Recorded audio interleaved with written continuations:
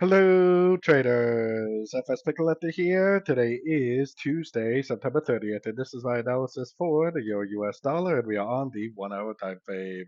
So, on the 1 hour time frame, very, very choppy this week. I mean, definitely up and down, up and down.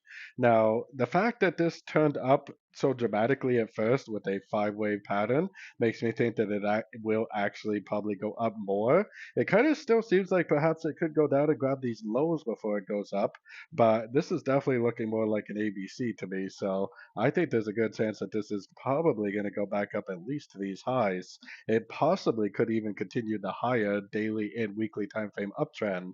So I think that more than likely, especially if you're trading the 1 hour time frame and below, you probably should be focused on longs until it at least gets up into this area. And then if it makes like a double top up there and breaks back down, we could probably go back to looking for shorts then. But for now, it seems like the market is more likely to continue up.